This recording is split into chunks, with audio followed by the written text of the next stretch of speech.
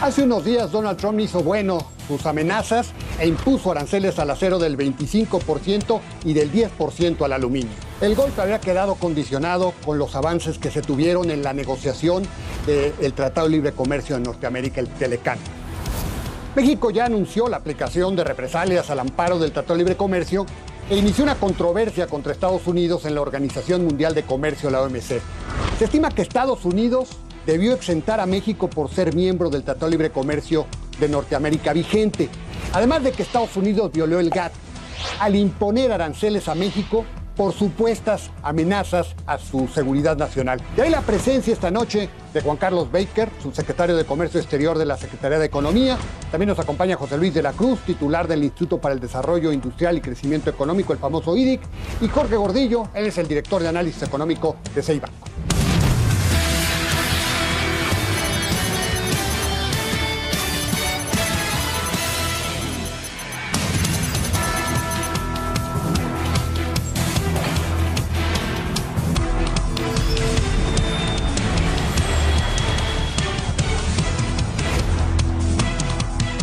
Bueno, y hoy vamos a platicar de un tema muy importante, la guerra comercial, el tema del acero y la respuesta que ha tenido nuestro país en los últimos días después del anuncio que se hizo en Estados Unidos para fijarle aranceles del 25% al acero, del 10% al aluminio.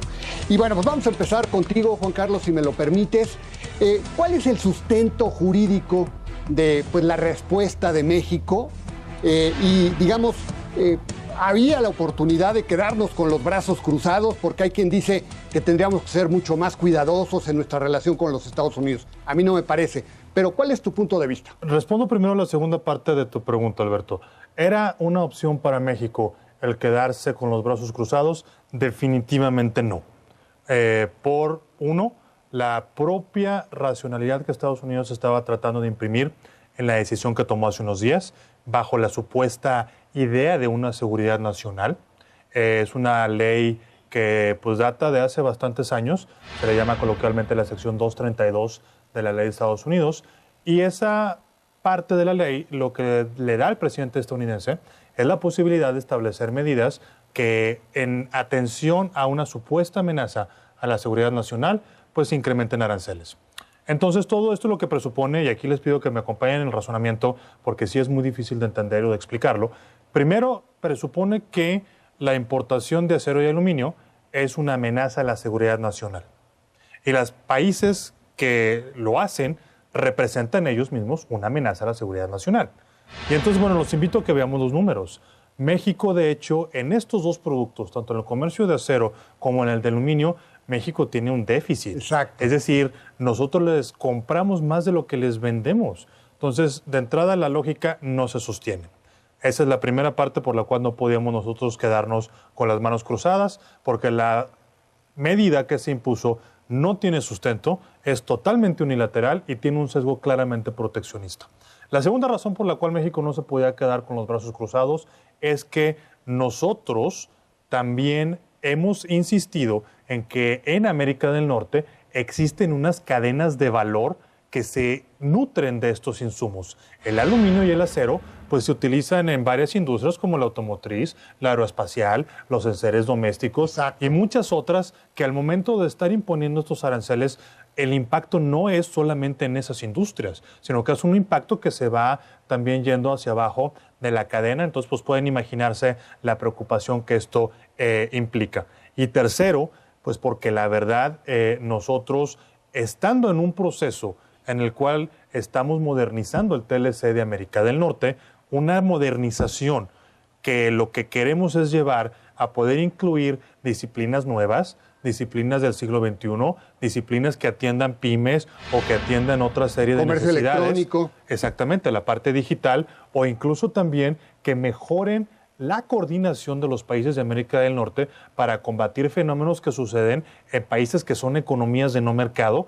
Pues francamente esto es difícil de empatar en un contexto de este tipo. Entonces, las medidas que tomó México fueron necesarias, justificadas y proporcionales, además de legales, porque nos amparaba el derecho para tomarlas. Exacto. Las represalias, por ejemplo, donde se incluye el acero, pero se incluyen otros productos, entiendo que están sustentadas, Juan Carlos, en el Tratado de Libre Comercio, ¿verdad? Porque nosotros no tendríamos que haber entrado en ese aumento de aranceles porque somos parte de un Tratado de Libre Comercio aún vigente, ¿verdad? Es correcto. El propio TLC vigente actualmente nos establece que cuando una parte, en este caso Estados Unidos, vaya a establecer medidas de este tipo, a sus socios, en este caso Canadá y México, primero tendría que haberles dado la oportunidad de que eso se conversara, lo cual no sucedió. Si no se va a excluir, entonces tendría que habernos dado la posibilidad de que se nos compensara por el efecto que íbamos a tener, lo cual tampoco sucedió. Entonces México, al amparo del TLC vigente, lo cual, por cierto, solamente hace esta experiencia, solamente hace más necesario que en el TLC que se está modernizando, estas disciplinas no se vayan a eliminar, pues se toman estas medidas. Pero atacamos también el problema de fondo, Alberto, amigos. Tomar las represalias, sin duda, está en nuestro derecho. Lo hicimos de manera proporcional, pero también recordarles que iniciamos casos de solución de controversias en la Organización Mundial de Comercio. Exactamente. Porque eso es lo que realmente va a atender el problema de fondo. Que esta es la otra arista, ¿verdad? Por supuesto, es la parte legal. Pero es que, mire, también imaginémonos. Actualmente estamos hablando de acero y aluminio, pero la misma sección 232 también ya se ha argumentado para el caso de la importación de automóviles. Y de ahí pasar a que eso te lleve a argumentar seguridad nacional en el producto que ustedes gusten, pues solamente hay un paso. Entonces hay que tomar también esta oportunidad, además de la acción que ya se determinó, pero para que las autoridades comerciales, en este caso la Organización Mundial de Comercio, puedan de una vez por todas establecer la legalidad o no de la utilización de estas medidas, porque de otra manera, pues estamos caminando en un terreno muy peligroso. José Luis, ¿y cuál es el efecto que va a tener pues estas medidas para lo que es la economía, para lo que es pues el rubro acerero, la industria siderúrgica y la industria en general? ¿Cuáles serían los efectos que tú estás viendo? Bueno, comenzando con esto último y tomando en consideración de que al final del día la imposición de estas medidas arancelarias fue el cumplimiento, pues hay que decirlo, de una amenaza que previamente se había emitido, en donde el presidente Trump lo que había puesto es: si no me gusta la renegociación del Tratado de Libre Comercio, impongo estos aranceles. Entonces, eso se cumple, y cuando también nosotros tomamos en consideración que lo que está alrededor en la parte comercial del Tratado de Libre Comercio, valga la redundancia, es exportaciones industriales fundamentalmente y particularmente las de manufacturas, evidentemente que lo que esto plantea es un desafío que México va a tener que enfrentar, en donde si el presidente Trump sigue avanzando en esta escalada de sanciones hacia México, de imposiciones hacia México, evidentemente puede poner en un momento dado en entredicho el buen desempeño que ha alcanzado un sector que tiene alta competitividad en exportaciones, que permite entender la dinámica económica de estados exitosos como Guanajuato, Aguascalientes, San Luis Potosí, Chihuahua, Querétaro, por mencionar algunos de los más relevantes, y los cuales han aplicado una exitosa política industrial orientada a las manufacturas, que se integra a las grandes cadenas globales de valor, lo cual no es fácil, y esto al final del día nos pone una señal muy clara de que en ese sentido tenemos que preservar y garantizar que después de estas desavenencias eso continúe su marcha. Particularmente para el sector siderúrgico, y también es importante mencionarlo, esto lamentablemente no es algo nuevo. Ya con el presidente Obama habían existido algunas medidas de proteccionismo que habían afectado exportaciones de entre 500, 700 millones de dólares en años previos, y en donde ahora lo que vemos es que está en juego entre 1.000 y 1.500 millones de dólares más. ¿Producto de qué? De que las empresas de acero mexicanas son de alta competitividad, de alta productividad. Nuestro país fundamentalmente no existen distorsiones económicas, es decir, no podemos hablar de que se nos acuse de dumping o de que estamos de alguna manera nosotros metiendo mano negra en el sector. Es producto de la gestión exitosa del sector. Y en este sentido algo similar ocurre en la parte del aluminio, porque para que estos productos puedan entrar al mercado norteamericano es porque cumplen con especificaciones muy altas de calidad y de seguridad que satisfacen al consumidor norteamericano al final del día. Entonces, el que se enfrenten estas medidas arancelarias de alguna forma va en contra de las reglas de libre mercado, de libre comercio, que habían regido de alguna forma la integración económica que se había alcanzado en el sector industrial, en el siderúrgico, entre ambos países, y en ese sentido me parece que justamente lo que genera es una incertidumbre de qué vamos a hacer si esta escalada continúa. Perfecto. Jorge, pues todo esto incide en la incertidumbre que ya se tenía para lo que tiene que ver con la economía, los mercados financieros. De hecho, pues es un año de mucha volatilidad, mucha incertidumbre. Y esto incide más. ¿Qué es lo que estás viendo tú para, digamos, los mercados, para el tipo de cambio con este tipo de situaciones? Bueno, recordamos al auditorio que tenemos ya muchos años con un régimen de tipo de cambio flexible. Y lo que hace el tipo de cambio, y no solo eso, sino que además en la actualidad cada vez más se hace transacciones con la moneda mexicana, entonces es muy fácilmente intercambiable en el mercado financiero. Entonces, lo que hace ahora el tipo de cambio es una medida, una válvula que refleja políticas públicas, que refleja algunos comportamientos de comercio exterior. Y bueno, lo que estamos viendo en primera instancia es que el tipo de cambio está tratando de compensar algunas medidas proteccionistas por el lado de Estados Unidos, pero al mismo tiempo también está generando, la incertidumbre también está generando cierta especulación que provoca que el tipo de cambio se deprecie más de lo que debería de estar, ¿no? O sea que van a ser semanas de mucha volatilidad, supongo, con este tipo de situaciones que se están viviendo, Jorge. Sí, bueno, este mes va a ser claro que va a aumentar la volatilidad, es un elemento más que se suma a los procesos preelectoral presidencial en México.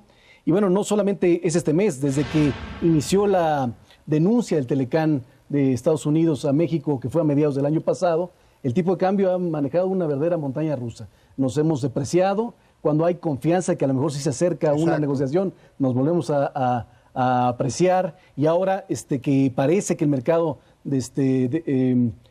pues pone como poca probabilidad de que se logre una renegociación en el corto plazo, vemos otra vez al tipo de cambio en el interbancario superando los 20 pesos por dólar. Bueno, Juan Carlos, vamos a tener Tratado de Libre Comercio. ¿Cuáles son las expectativas que se podrían tener del Tratado de Libre Comercio? Se había dicho que se firmaría en mayo, bueno, primero en abril, luego en mayo. Lamentablemente, pues ya lo decía José Luis, la actitud del gobierno de Donald Trump pues ha sido una actitud de perdonavidas. Si no aceptas lo que yo te ofrezco y pongo en la mesa, pues no vamos a avanzar. ¿Qué expectativas hay para el tratado, Juan Carlos? Bueno, primero, yo creo que lo que tenemos que recordar es que el TLC 1 sigue vigente. Sigue vigente. Entonces, si bien ha habido periodos de volatilidad o nos enfrentamos a decisiones como la del acero y aluminio, pues hay toda una serie de operaciones comerciales que continúan caminando de manera normal. Sí. Incluso los números de comercio que se publicaron recientemente por el INEGI sobre la balanza del año pasado, pues traemos un comercio, de hecho, de manera irónica, pues bastante más creciente de lo que habíamos tenido antes, ¿no? Pero esto no debe servirnos como algo que nos consuele o algo que nos haga bajar la guardia. Yo creo que el proceso de negociación del TLC 2.0, en donde todavía estamos ahí en la mesa, en donde si bien es cierto que había expectativas de que podíamos concluir este proceso previamente o en semanas anteriores, eso continúa. Y siempre podemos tener nosotros el acuerdo si es que las cosas se alinean para poder tener el mejor acuerdo que se tenga. Y aquí creo que es el principal mensaje que podemos nosotros repetir y que todo el mundo debe tener claro. Primero, desde luego que tener un TLC en el mediano plazo, como ya lo mencionaba Jorge, pues va a ayudar a disipar muchas de estas cosas. Claro. Pero eso no tiene por qué ser la razón que nos haga sacrificar la sustancia del mismo. Y en ese aspecto, lo que la Secretaría de Economía, lo que el presidente Peña nos ha instruido, creo que sigue aplicando hace un año o hace 6 meses o la semana anterior, que es el proceso de modernización del TLC para México debe implicar 3 cosas. La primera, verdaderamente incorporar disciplinas del siglo XXI, como las que mencionábamos en una intervención previa, al TLC. Segundo, debe de hacer todo para aumentar la certidumbre en América del Norte. Y bueno, pues obviamente si se eliminan los procedimientos de solución de controversias, Exacto, o si se trata de mantener un acceso reducido en ciertos productos, pues bueno, eso es difícil entenderlo como un elemento que te va a dar más certidumbre. Y tercero, el tiempo que se tome para lograr los primeros 2 objetivos, pues es el tiempo que tomará la negociación. Entonces, resumiendo un poco la reflexión para responder a tu pregunta, Alberto, ¿habrá un TLC? Sí, yo no tengo duda de que lo vamos a lograr y no tengo duda de que hay un consenso, no solo en México, sino también ya en Estados Unidos y Canadá expresado por otros actores, en que este es un proceso que si se conduce bien puede ser una gran oportunidad. ¿Va a ser en la siguiente semana o en los próximos días? Pues no lo sé. Yo creo que ahí lo importante, y es algo que también nos ha ayudado en el último año y medio, es que México tiene que ser más estratégico, tiene que ser prudente, tiene que esperar y sobre todo tiene que ser también más inteligente. Y bueno, ahí estaremos el tiempo que sea necesario para lograr el mejor acuerdo que se pueda para el país. José Luis, en el IDI, ¿cómo están viendo? Me da la impresión de que estamos frente a un grupo de pensadores proteccionistas, el equipo de Donald Trump, y que pues ellos da la impresión de que no quieren firmar el Tratado de Libre Comercio. De hecho, ya el presidente Donald Trump ha hablado un par de veces de acuerdos bilaterales. ¿Ustedes cómo lo están viendo en el IDIC? En la industria, ¿cómo lo ven? Mira, yo creo que en términos generales sí debemos plantear, porque así lo puso en su contrato con el votante americano y fue muy claro desde el inicio, no al TPP, renegociar Telecán, pone a China y a México como elementos que no les gusta en su relación. Entonces, sí es alguien, Donald Trump, que va hacia revisar la propia estructura multilateral en general del comercio en todo el mundo y particularmente en su relación en América del Norte. Entonces, ese es un primer elemento que hay que tener muy claro. Dos, el por qué surge esta discrepancia en América del Norte. Después de 25 años tendríamos que estarnos dirigiendo a más integración. Exacto. Es decir, a profundizar las relaciones, porque, como bien lo mencionaba el subsecretario, o sea, aquí hay un estrecho vínculo en varios sectores industriales, de servicios, migración, etcétera, y no estamos yendo para allá. Entonces, yo creo que aquí lo que hay que plantear es, el enemigo no está en América del Norte, lo que tenemos que solucionar no está ahí, y eso se le está escapando al presidente Trump. ¿Qué es lo que está planteando al final del día? Que quiere recapturar la manufactura, quiere llevarla hacia Estados Unidos, y le adjudica el hecho de que eso no haya ocurrido a que el trabajo se vino a México, cuando en realidad entre los procesos tecnológicos, entre lo que se fue al Pacífico Asiático, que es allá en donde está en realidad el gran desafío, claro, es en donde está la innovación, los robots, la proveeduría de insumos intermedios que utiliza América del Norte, pero lo perdió de vista. Entonces, en ese sentido, además me parece que el presidente Trump pierde de vista que la relación económica entre México y Estados Unidos es inevitable. ¿A qué me refiero? O sea, compartimos una frontera en donde el intercambio por California, por Arizona, por Texas es muy intenso y necesario de ambos lados. Nosotros lo que estamos planteando es que lamentablemente, en términos generales, en lugar de ir hacia más integración, en lugar de identificar que nuestro desafío como región es ser más productivos, más competitivos, más integrados para enfrentar el desafío asiático, estamos yendo hacia un revisionismo con tintes proteccionistas y en donde además esto, porque si nos espanta el contenido nacional que le quiere dar Trump de 50% al sector automotriz, el problema es que en China el proyecto Made in China rumbo al 2025 es elevar el contenido nacional del 40 al 70%. Entonces, también por allá hay tintes de un capitalismo de Estado. Entonces, yo creo que aquí lo que México ha intentado resolver y ha intentado negociar es cómo tener un acuerdo de libre comercio que vaya en parte propositiva más adelante. El problema que nosotros vemos es que del otro lado el presidente Trump no presta oídos a eso porque lo que quiere es cómo beneficiar a un solo sector o a pocos sectores al interior de Estados Unidos y no está viendo a sus socios estratégicos, México y Canadá, como parte de construir un mejor futuro. Jorge, los mercados están percibiendo que puede haber un acuerdo comercial, que se puede ratificar un Tratado de Libre Comercio 2.0. Bueno, ¿o ya lo descartaron?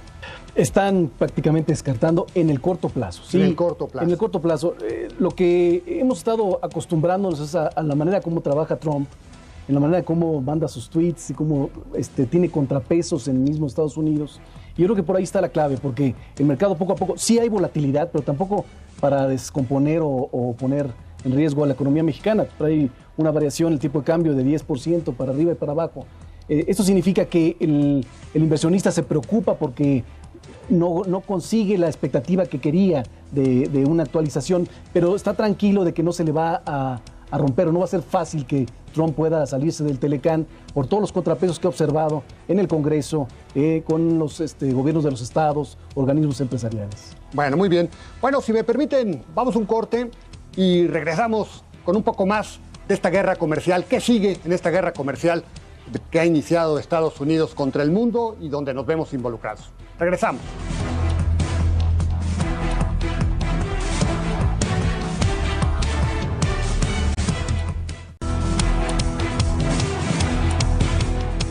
Bueno, y regresamos para hablar más de la guerra comercial.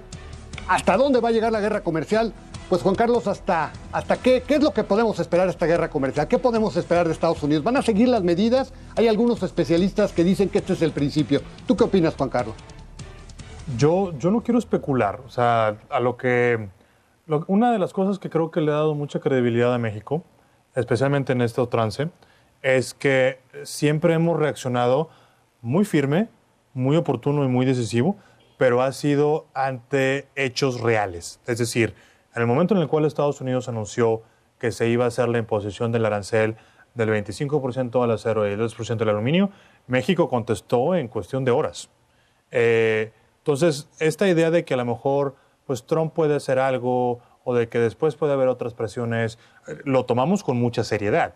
Y obviamente sabemos que siempre es una posibilidad. Pero la verdad es que yo no sé qué tanto también es una cuestión interna de una retórica que se ha mantenido a lo largo del tiempo, porque también aquí es importante recordar, si bien las medidas en acero y en aluminio pues ya tienen la dimensión que le dimos todos hace la intervención anterior, pues la verdad es que es la primera acción que toma el presidente Trump en materia comercial en mucho tiempo.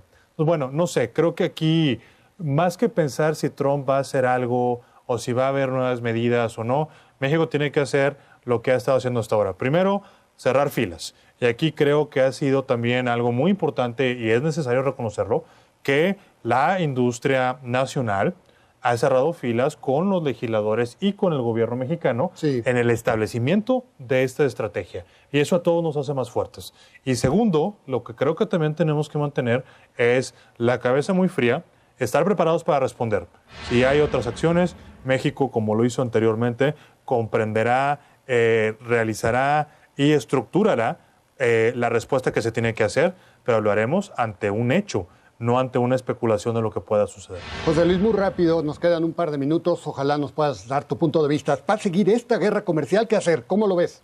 Yo creo que forma parte toral de lo que Donald Trump intenta hacer a nivel global y particularmente en América del Norte. Entonces yo creo que si bien México y Canadá han actuado con mucha responsabilidad buscando preservar lo que es valioso, evidentemente en Estados Unidos eso no está ocurriendo. Creo que las medidas de presión se mantendrán, probablemente se incrementen, porque a Donald Trump le estorba la parte multilateral, prefiere lo bilateral en donde las posiciones asimétricas le favorecen y en ese sentido sí me parece que existe una posibilidad de que estemos hablando de una reconfiguración del marco legal que regula el intercambio económico en América del Norte. Jorge, ¿tú cómo lo ves? Bueno, el peligro está, el mercado lo tiene contemplado, hemos estado reaccionando todos en todos los sectores a las decisiones de Trump. Y bueno, hoy le ha favorecido la economía en expansión, la economía está muy fuerte y le ha favorecido para seguir atacando, pero esto no va a continuar, no va a ser siempre. Algún momento va a pegarle en la inflación, en algún momento le va a pegar a la industria y en ese momento a lo mejor va a haber otras ventajas para atacarlo de otra manera. Lo que es un hecho es que estamos viviendo proteccionismo en el mundo, ¿no, Jorge? Sí. Juan Carlos. Yo lo veo así, lo cual hace solamente más relevante que, bueno, uno, nos demos cuenta que estas son políticas que se tienen que combatir. El tratar de acomodarse, el tratar de hacer algo para salir del paso, yo no creo que sea la estrategia correcta en el largo plazo. Y segundo, creo que todo esto le da mayor valor a lo que en el caso de México, de otros países lo están haciendo, pero estamos, por supuesto, trabajando y hablando de la situación de nuestro país, le da más valor a lo que México ha hecho al tratar de encontrar otras oportunidades. Y ahí entra la ratificación del Tratado Transpacífico, Exacto. el TPP-11, el CPTPP, que nos va a abrir unos mercados importantes en Asia-Pacífico. La conclusión de la negociación con la Unión Europea para modernizar nuestro acuerdo, un acuerdo que ya está produciendo un comercio cercano a los 60,000 millones de dólares al año, las oportunidades que podemos encontrar en América Latina. Entonces, eso se tiene que continuar y tenemos que darle también un valor, y esto creo que es algo en lo cual todos estamos muy de acuerdo.